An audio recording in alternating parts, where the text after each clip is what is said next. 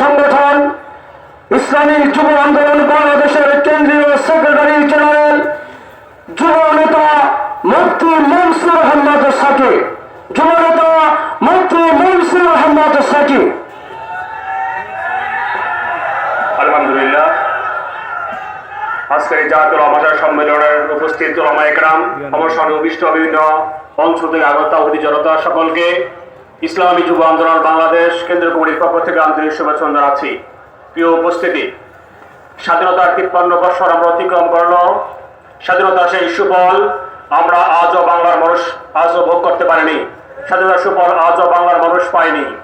বিশেষ করে স্বাধীনতার পর থেকে আজকে 53 বছর পর্যন্ত যারা এই রাষ্ট্রীয় ক্ষমতায় গিয়েছেন এবং রাষ্ট্রীয় ক্ষমতা যেতে চান, তারা এই দেশের যুবকদেরকে ব্যবহার করে রাষ্ট্রীয় ক্ষমতায় গেছেন, ঠিক না হয় আমার?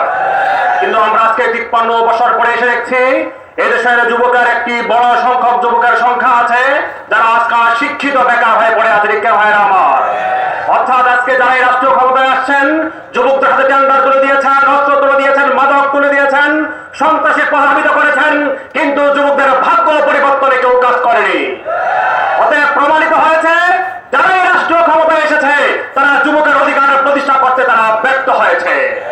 অতএব যারা ব্যর্থ হয় যুব অধিকার প্রতিষ্ঠা করতে, এমন ব্যর্থদেরকে এই দেশের যুব সমাজ আর রাষ্ট্রীয় ক্ষমতা দেখতে চায় না। সাথে সাথে আমরা এই কথা বলতে চাই, আজকে একটি সোনার বাংলাদেশ যদি করতে চায়, একটি আদর্শিক রাষ্ট্রটি প্রতিষ্ঠা করতে হয়, তাহলে আদর্শ যুবক ছাড়া একটি আদর্শ রাষ্ট্র প্রতিষ্ঠা করা সম্ভব নয়। আজকে আমরা যদি অন্য অন্য যুব সংগঠনের দিকে তাকাই, তারা সন্ত্রাসী, রাজধানী, টেন্ডারবাজি, মাদক এবং অন্যায়ের সাথে জড়িত নয়, ঠিক নয় আমার? কিন্তু আমরা স্পষ্টভাবে বলতে পারি, ইসলামী যুব আন্দোলন বাংলাদেশের প্রতিষ্ঠাকালীন সময় থেকে এই পর্যন্ত কোন সদস্য কর্মীর গায়ের সাথে মাদকের কোনো বন্ধ নেই, টেন্ডারবাজি কোনো বন্ধ নেই, কোন স্বার্থ নিশানি কোনো বন্ধ নেই।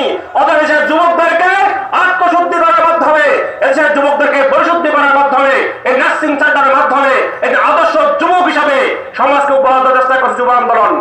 অভিভাবকদের কাছে আহ্বান জানিয়ে শেষ করতে চাই, যারা অভিভাবক এখানে আছেন, আপনার সন্তানকে নিয়ে আপনি পেরেশানিতে আছেন, আপনার সন্তান মাদকাসক্ত হয়ে আছে, আপনার সন্তান কথা শুনছে না, আপনার সন্তান পথ হারিয়েছে, আপনার সেই মাদক সন্তানকে, সেই পথ হারা সন্তানকে যুব আন্দোলন সদস্য করে দিন।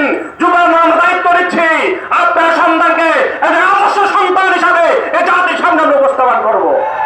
আগামী দিনের সকল আন্দোলন সংগ্রামে আপনাদের উপস্থিতি কামনা করে বক্তব্য শেষ করছি। ওয়া আখিরু দাওয়ানা আলহামদুলিল্লাহি রাব্বিল আলামিন।